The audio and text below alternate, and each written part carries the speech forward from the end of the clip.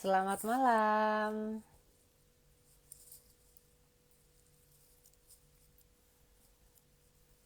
Hari Rabu, seperti biasanya, Juice You Up hadir dengan topik yang menarik, di mana malam hari ini kita akan membahas strategi setelah IPO from listing to lasting.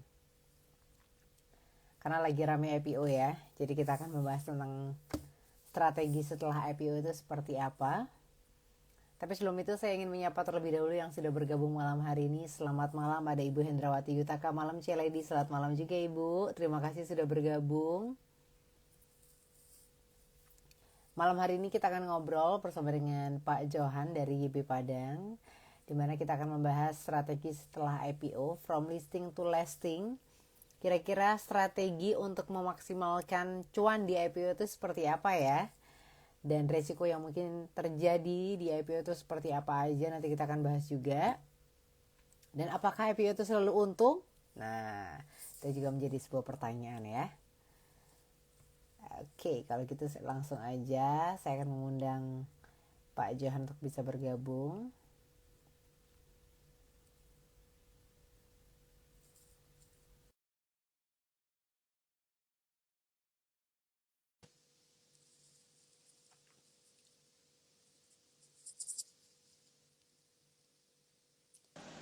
Selamat malam.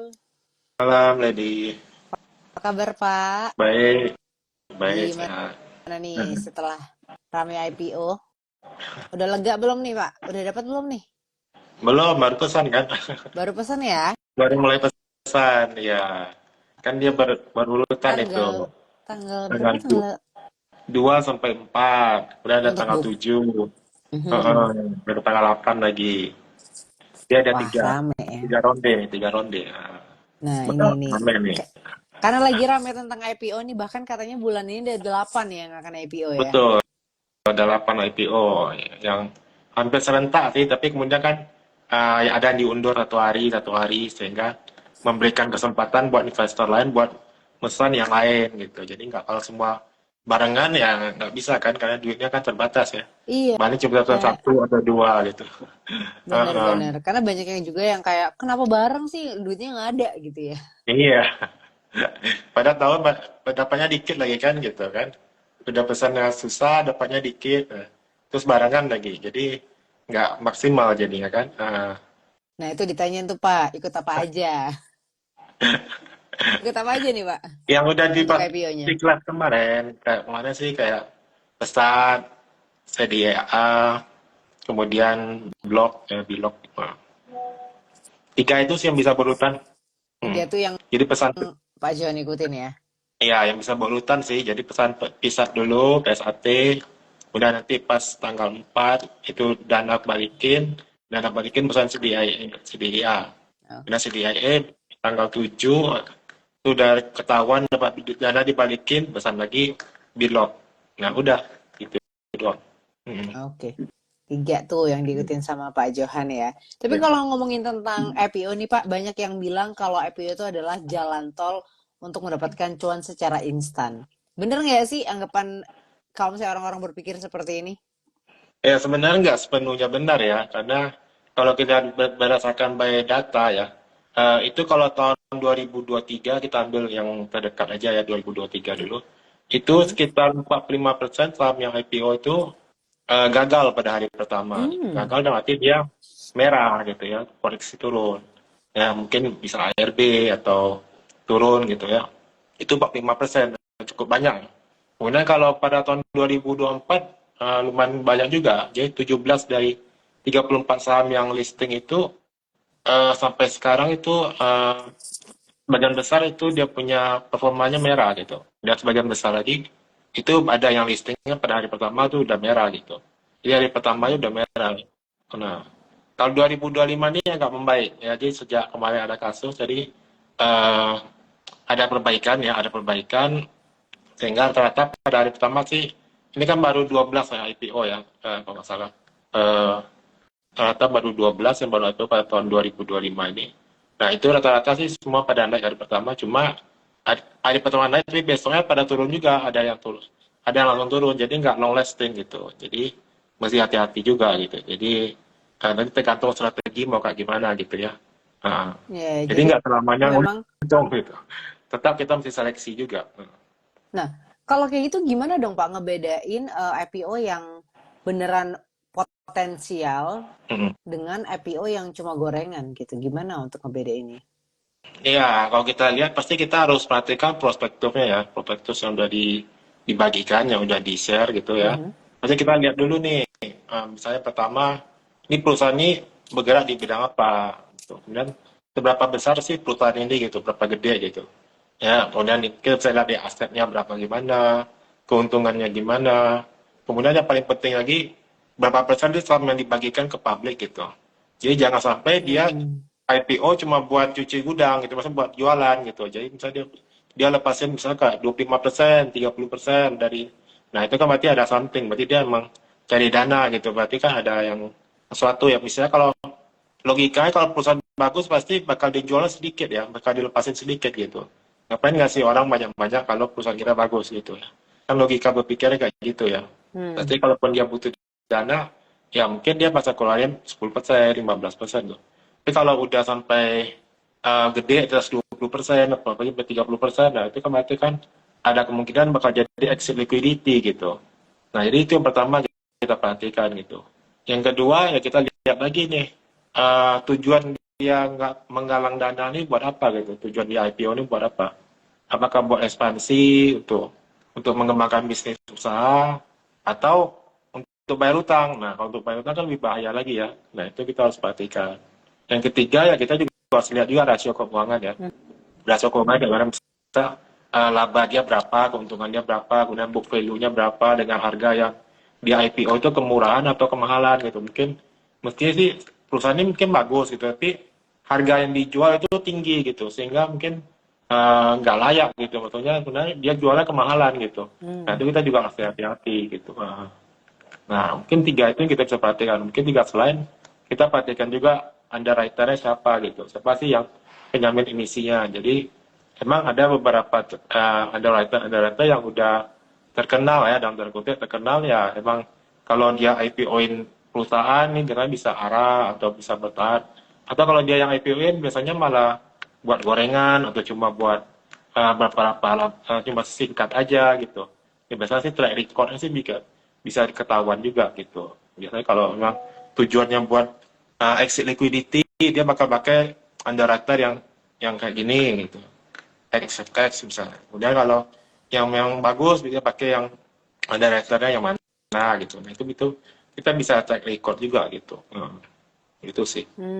Oke. Nah, tapi untuk para trader nih, Pak, pasti kan mereka pengennya untung dong ya, pengennya cuan di hari pertama gitu ya. Ya. Nah, apa nih strategi order terbaik saat IPO listing? Apakah mungkin lebih baik langsung HK atau hajar kanan saat pre-opening? Atau mungkin ada indikator tertentu nggak untuk dilihat dulu ini kira-kira kondisinya seperti apa? Iya, kalau kita lihat biasa kalau kita perhatikan indikatornya buat kita milih IPO itu ya, setelah hari pertama biasa kita kan lihat dulu nih penjataannya kira-kira ini oversubscribe apa enggak gitu, ini rame nggak yang ngikutin gitu, bakal hype nggak gitu. Biasa kalau oversubscribe penjataannya sedikit gitu, kalau penjataan sedikit biasanya saham itu bisa arah. Nah kalau saham itu bisa arah beberapa hari ya kita boleh langsung kita misalnya kita dapat jatah sedikit atau mungkin terlewatkan ikut IPO-nya. Nah, mungkin kita bisa order pagi-pagi biar langsung pasang harga di arah gitu ya. Tapi kalau kita bisa dapat, kita udah tahu beritanya, oh ternyata saham ini biasa-biasa aja, nggak oversubscribe, biasa aja gitu. Kemudian penjataannya banyak atau apa, nah, nanti kita mesti hati-hati. Oh mungkin saham ini nggak bakal bisa arah berjilid-jilid gitu. Mungkin cuma naik pun mungkin nggak naik biasa atau mungkin satu dua hari, itu mungkin dia turun lagi atau gimana. Nah itu mungkin bisa jadi patokan kita untuk dalam mengambil keputusan gitu.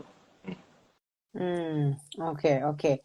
Nah, seperti yang tadi Pak Johan bilang, pasti skenario terbaik yang diharapkan semua orang adalah ketika habis IPO, saham ini akan arah gitu ya, atau auto reject ke atas berhari-hari. Nah, kalau sudah arah nih Pak, di titik mana yang terbaik untuk kita ambil profitnya atau profit taking? Ya, kalau udah hari, udah naik itu ya di titik mana misalnya ada dua cara ya.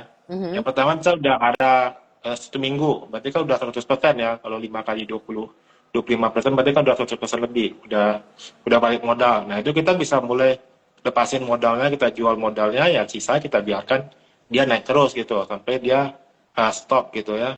Atau cara kedua ya kita bisa lihat kalau dia udah nggak arah lagi, misalnya udah lepas dari kuncian dia, misalnya arah di 100, besoknya kan mestinya 120 ya, besoknya Mhm. lagi 140-an gitu. Nah ketika dari 140 ini tiba-tiba dia nggak 140 lagi, dia sempat turun ke 130, walaupun mungkin nanti ujung-ujung closing 140 juga. Tapi ketika udah ada indikasi kuncian arah kebuka, nah itu mungkin kita boleh jual sebagian gitu, mulai mulai jadi sinyal awal bahwa oh ini kayaknya arahnya udah mulai mau berhenti nih gitu. Karena kalau arah yang bagus itu dia langsung auto reject atas gitu buka gitu. Oke. Nah, Hmm. itu kalau strategi terbaiknya tuh arah ya, Hmm. Pak. Tapi kan kita juga punya skenario terburuk gitu ya, Ya, yaitu ARB, yaitu ya auto lebih. reject bawah gitu ya. Nah, kalau ARB Hmm. kasusnya ini setelah IPO itu ARB, strategi untuk cut loss yang paling disiplin yang perlu kita siapkan untuk saham yang baru listing dan belum punya histori harganya tuh gimana nih? Ya kalau misalnya amit-amit kita salah pilih ya, tahu-tahu sahamnya ARB ya, mau nggak mau sih memang mesti cut loss, langsung cut loss sih. Mhm. Tapi masalahnya kalau nggak sempat cut loss, tahu-tahu udah langsung ARB gitu nggak sempat ya, mau nggak mau kita harus nunggu sampai ARB-nya selesai. Nah, ARB selesai, nah tunggu dia mantul. Biasa sih eh, jarang sih ya ARB terus sampai harga ke 50 itu sangat jarang sekali ya. Berarti kita apa sekali kita ada salah dalam memilih seleksi awal dalam tadi melihat progres itu tadi gitu, sehingga kita nggak selektif dalam memilih sehingga kita salah pilih ya gitu ya. Nah mestinya sih dia nggak bakal sampai parah sekali sampai ke 50 gitu ya, mungkin sampai kalau anggaplah dia IPO di harga 200, ya mungkin terparah mungkin dia turun sampai 100 ya 50%, berarti kan 50% kita rugi. Nah kita minimal kita tunggu dia udah berhenti ARB, nanti dia mungkin bisa balik gitu, misal balik mungkin ke 130, 150. Nah ketika itu kita boleh mulai pelan-pelan jual cut loss jualnya gitu. Oke. Ini Mhm. untuk teman-teman yang ada pertanyaan, boleh ya langsung aja tulis pertanyaannya di kolom komentar atau di kolom pertanyaan terkait dengan topik kita malam hari ini, yaitu strategi setelah IPO from listing to lasting. Oke, Pak, ini kalau misalnya sudah tahu nih ya skenario terburuknya ARB, skenario terbaiknya itu ARA gitu ya. Nah, pertanyaan selanjutnya adalah untuk kita yang mengejar IPO terutama, apa nih Pak kriteria utama yang membuat saham IPO itu layak untuk di hold jangka panjang, bukan cuma Oke. untuk cuan bungkus di awal aja gitu.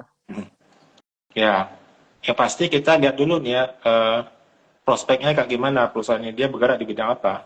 Jadi kan emang banyak perusahaan IPO sebenarnya dia perusahaan kecil gitu ya, nggak masih belum terbukti ya, belum proven gitu.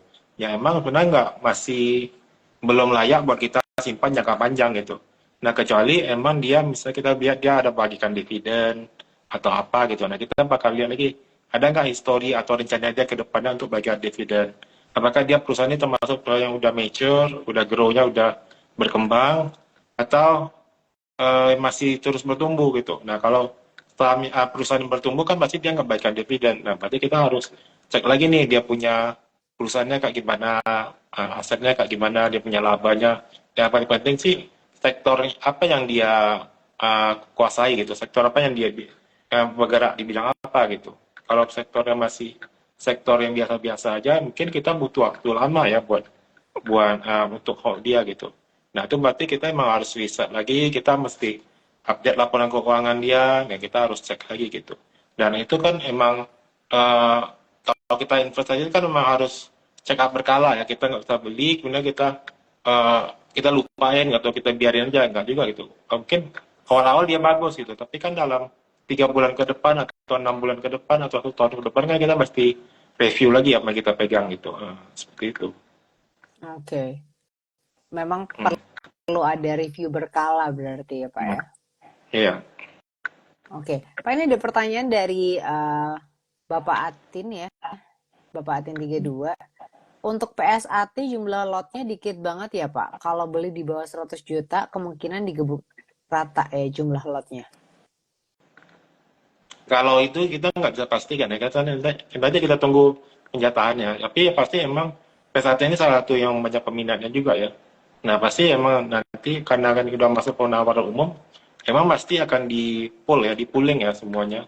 Berapa banyak penawarannya, nah kemudian nanti dibagi dengan berapa jumlah yang mau dibagikan ke retail gitu. Nanti bakal dibagi rata gitu. Ketika ada pembagiannya, kalau kecil dari 100 juta berapa, di atas 100 juta berapa gitu. Nah itu kan kita nggak bisa tentukan sekarang ya, nanti baru akan ketahuan setelah penjatahannya gitu.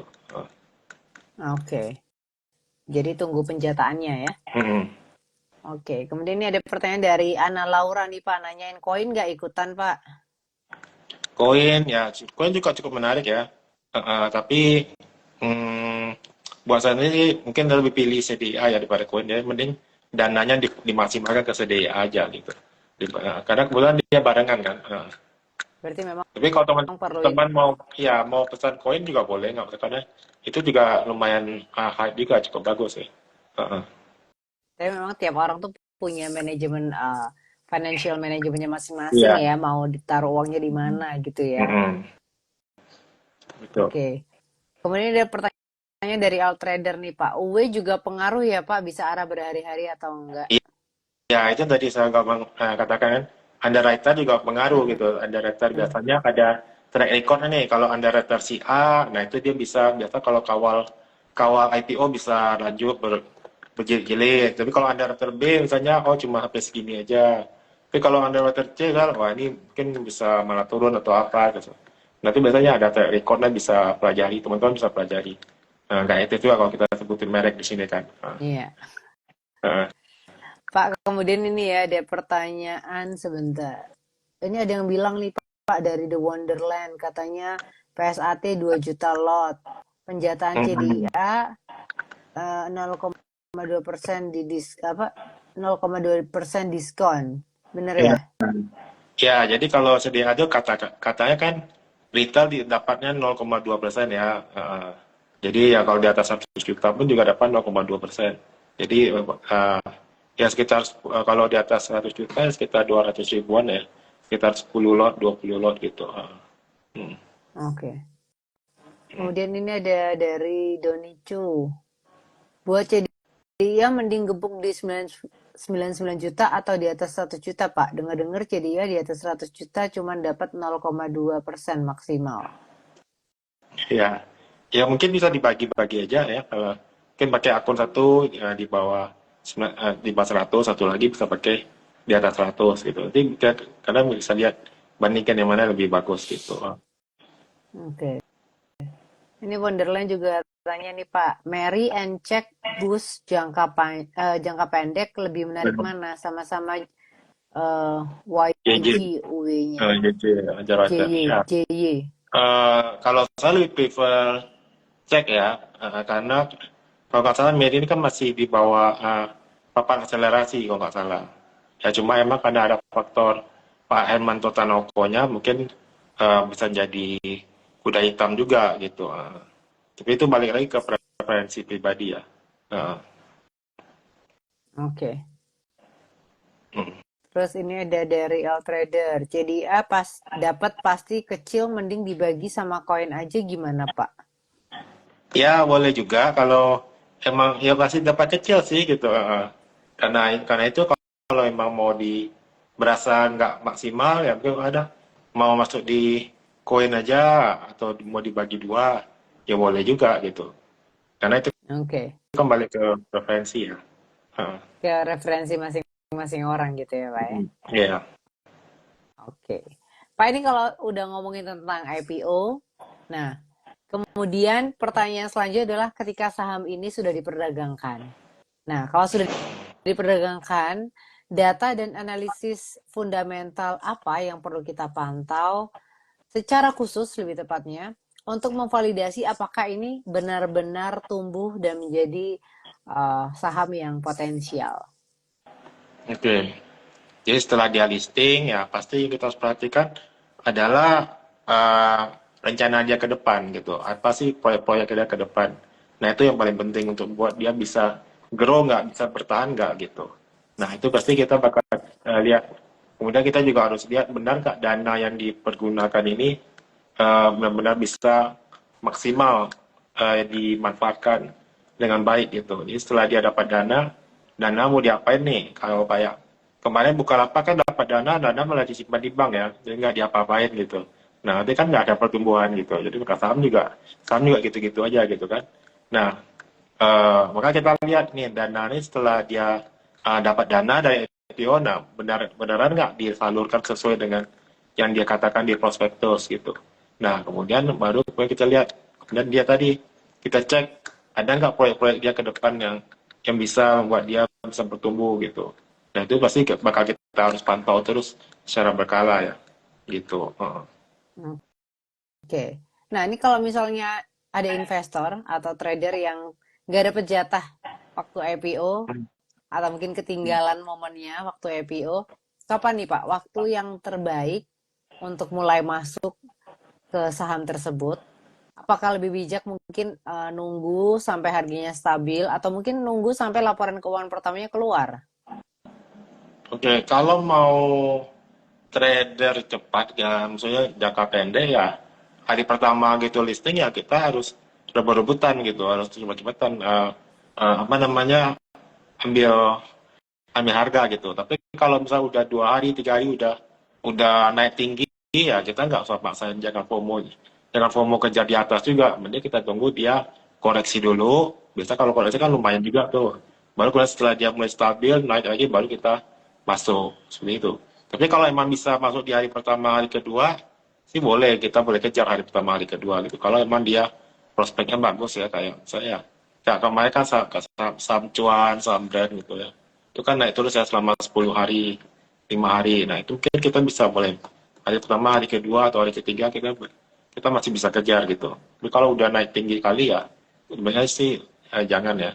Nunggu dia koreksi dulu, dia stabil, dia udah mulai hype-nya udah mulai bereda. Nah, kalau emang dia fundamentalnya bagus, kinerja yang bagus, nah itu pasti dia akan pasti balik lagi ke atas, naik ke atas lagi gitu. Hmm, oke. Nah, selain risiko harganya anjlok, apa nih Pak risiko terbesar saat berburu saham IPO? Karena kan tadi kan Bapak bilang orang tuh berpikir kalau IPO tuh hari pertama pasti untung, tapi ternyata tidak semua IPO tuh hari pertama untung, bahkan mungkin cuma untung di hari pertama, besokannya udah langsung anjlok. Berarti kan resiko harganya tuh ada gitu ya. Nah, tapi selain resiko harga ini, apa nih resiko terbesar saat berburu saham IPO yang mungkin orang tuh nggak sadar gitu loh, mungkin validasinya atau mungkin likuiditasnya atau apanya nih Pak? Ya, mungkin orang nggak sadar bahwa dia ini tujuannya IPO cuma buat jadi exit liquidity aja gitu. Jadi memang ownernya pengen keluar gitu. Sehingga IPO dibungkus sedemikian rupa supaya menarik ya, supaya hype gitu ya. Nah, nggak tahunya rupanya eh, dia punya ownernya pengen keluar gitu. Kemudian juga ada kita harus patuhi juga masa locking periodnya ya. Biasanya kan ada tuh batasan di owner nggak boleh jualan selama berapa bulan setelah IPO, misalnya 6 bulan, 1 tahun. Nah itu yang kita juga harus perhatikan gitu. Nah jadi ya kemungkinan terjeleknya adalah kita jadi eh, bahan likuidasi gitu. Ya jadi bahan mereka buat keluar dan kita yang jadi penampungnya gitu. Nah itu yang paling apa sekali gitu ya gitu. Hmm, oke oke. Sebentar, ini ada pertanyaan yang masuk lagi nih Pak. Sebentar ya. Tadi ada pertanyaan dari Muhammad Yasid nih Pak, nanyain ASPR Mary PMUI bagus nggak? Ya kalau secara yang ini tiga nih saya nggak terlalu itu ya, nggak terlalu bedah secara detail ya, karena kan emang lebih fokus ke 4 atau 5, ya 4 itulah yang paling utama ya, Belok, PSAT, CDA sama Koin ya, itu sih yang lebih utama. Kalau yang tiga ini nggak terlalu, yang sisa nggak terlalu diperhatikan gitu, karena emang kita udah fokus ke yang 4 besar tadi gitu. Jadi ini kan Nah kayak ini ramen aja ya. apa Pak? Kenapa? Yang sisa kan buat ramen-ramen aja gitu. Oh Kadang orang semua rame-rame. pengen. Ah, ah. Orang pada Oh, fokus ke situ. iya, iya. Ini ada pertanyaan dari Ibu Desi nanya tentang PSAT gimana, Pak?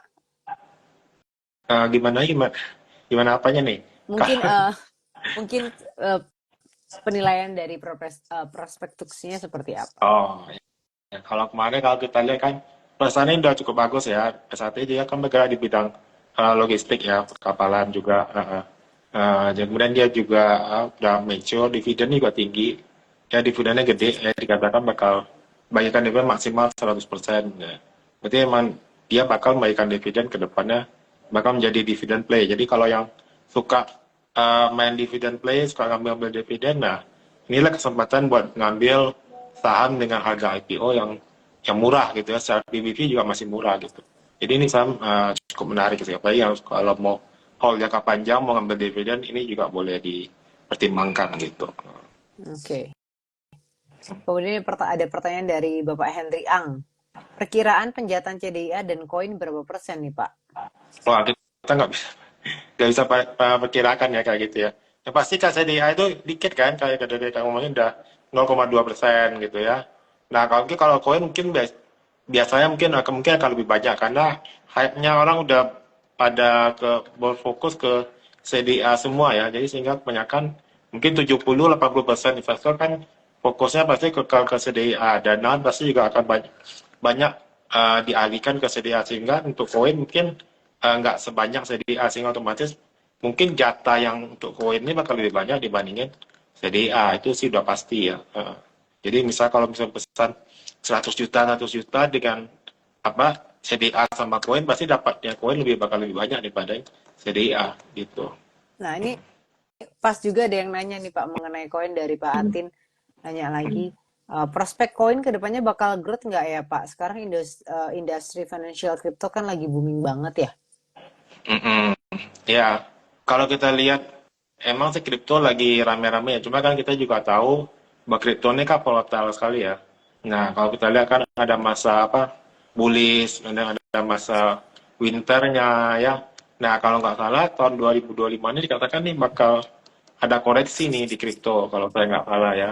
Nah, mungkin teman-teman nanti bisa cek lagi. Nah, takutnya nanti kalau ada terjadi apa masa masa bearish di kripto, nah itu tuh mungkin bakal berpengaruh ke transaksi kripto. Nah, kalau transaksi kripto sepi, otomatis kan exchange-nya ini yang Kuwait sebagai exchange kan bakal mengalami penurunan pendapatan juga gitu. Jadi sama kayak saham itu kan semua ada masa bullish-nya, ada masa bearish-nya. Ya kalau kayak kripto kan dikatakan 4 tahun sekali ya. Jadi kan kripto ini kan udah bullish ya dari tahun 2021 atau tahun berapa kemarin. Sehingga puncaknya kemarin dikatakan puncak mungkin tahun 2025 ini atau nanti memasuki 2026 mungkin bakal mulai koreksi gitu. Itu sih kalau menurut Hmm, saya. oke. Ini ada komen juga dari Fastenberg. Katanya BMB, BMBL hari listing open langsung ARB berhari-hari katanya. Nah, itulah ya salah satu contoh di mana IPO nggak selalu ada cerita manis ya. Buktinya BMBL juga eh, ada langsung ARB gitu, kaki juga. Nah, ya makanya kita harus lihat lagi underwriter-nya siapa, perusahaannya kayak gimana, sebesar apa sih perusahaan dia, aset dia kayak gimana. Nah, itu kita memang harus hati-hati dalam memilih IPO gitu. Nah, ini terkait dengan ARB juga nih, Pak ya. Ini ada pertanyaan dari Bapak Hidayat Taufik nih. Hari pertama boleh HK atau tunggu ARB dulu baru dibeli nih, Pak? CDA ya, yang mana Enggak, ini CDA? enggak, Oh, maksudnya ini kalau misalnya untuk IPO, hari pertama oh, boleh langsung HK atau tunggu ARB. Sebenarnya tadi udah kita sempat bahas sih, oh Pak udah, ya. iya, Heeh. Mungkin nggak nanti bisa disamaratakan. Pak Jadi Hidayat kan, tapi mungkin baru gabung mungkin. jadi apakah boleh langsung AK atau kita harus nunggu ARB dan sebagainya? Itu nggak bisa disamaratakan untuk setiap saham gitu. Jadi kan case by case ya. Jadi tiap saham IPO itu sahamnya apa kita harus lihat dulu case-nya kayak gimana gitu. Jadi Hmm. kalau misalnya sahamnya oversubscribe gitu kayak CDA gitu ya, kalau kayak kemarin CBDK, Ratu, nah itu kan oversubscribe banyak ya. Nah itu mungkin kita boleh kejar-kejaran gitu di hari pertama gitu.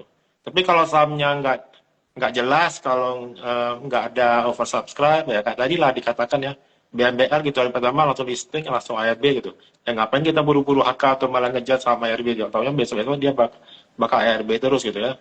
Yang pasti sih kalau saham udah nggak naik arah hari pertama itu mending langsung jual aja sih kalau menurut saya. Kalau hari pertama dia gagal arah, udah mending langsung jual aja gitu. Oke. Kemudian ini Pak Hidayat Taufik juga nanya nih Pak, IPO saham Mary dan cek gimana prospeknya Pak. Karena ini, wah ini sampai dihitung nih Pak. Dia bilang katanya net profit margin Mary 26%, untuk cek 9%. Secara fundamental bagus nggak? Apakah ada peluang arah nggak Pak? Untuk Mary dan cek ya, ini lebih bagus mana? Ya, kalau Mary ini kan perusahaannya kecil ya, masuk papan akselerasi. Jadi kalau nggak salah, ARA juga hanya 10% ya. Jadi kalau untuk kemungkinan ARA mungkin bisa aja gitu. Baik kalau kita lihat dia punya underwriter juga sering ngasih ARA juga. Cuma kan yang paling penting jangka panjangnya mau kayak gimana gitu. Apakah dia bisa sustain lama atau enggak gitu. Nah itu mungkin yang kita mesti pelajari lebih dalam lagi gitu ya. Gitu. Kemudian kita juga tahu kan dibandingkan memang Mary ya kan bergerak di bidang edukasi ya pendidikan. Kita cek kan bidang kesehatan. Itu kan berarti kan udah bidang usahanya nggak apple to apple kalau kita bandingkan gitu ya.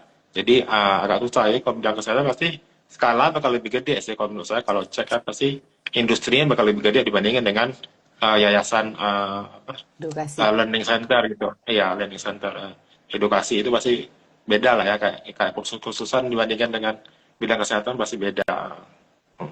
Hmm, oke. Ini ternyata Pak Hidayat Taufik katanya belum pernah beli saham IPO, Pak. Makanya dia nanya cukup detail. Semangat ya, Pak Ya, Hidayat Taufik ya. Akan jadi pengalaman pertama nih untuk beli IPO nih. Oke, Pak, ini satu pertanyaan lagi, dua pertanyaan dari saya lagi ya. Yang pertama adalah apa nih perbedaan mindset yang paling mendasar antara trader yang sukses memanfaatkan volatilitas awal IPO dengan trader yang sukses menemukan permata tersembunyi dari IPO untuk jangka panjang. oke, kalau seorang trader mindsetnya pasti cepat cuan ya, cepat cuan bungkus gitu ya. Dia cari yang hype, yang oversubscribe, yang bisa memberikan gain cepat dalam waktu yang singkat gitu ya. Kalau RBG Hmm. jilid, pasti kan dia pasti bakal bungkus gitu. Sementara kalau seorang investor pasti dia bakal lihat nggak terlalu musingin ini bakal arah berjilid apa enggak. Yang penting adalah saham ini sustainable nggak gitu. Saham ini benar nggak bagus, ini dia punya value-nya bagus nggak. Kemudian ketika dia IPO harganya itu kemahalan atau masih murah atau masih wajar gitu.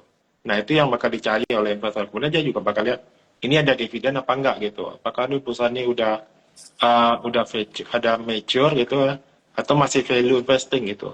Apakah masih rendah di bawah atau mungkin dia udah bertumbuh gitu. Nah itu bakal menjadi sudut pandang seorang investor, pasti bakal pemikiran bakal lebih jauh ya, bakal lebih panjang memikirkan dalam mengambil keputusan dibandingkan seorang trader yang pasti nggak terlalu mikirkan yang sampai sedetail seperti itu. Yang penting dia lihat ini hype ada apa ya pasti langsung diambil seperti itu. Itu perbedaan mindsetnya ya, Pak ya. Iya. Oke. Oke.